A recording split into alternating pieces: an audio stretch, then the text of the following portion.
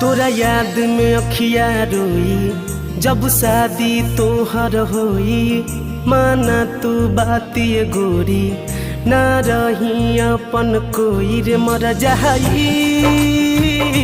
छोड़ के जैबू हो मरल हमर पैबू हो रे मर जाई। छोड़ के जैबू हो मरल हमर पैबू हो।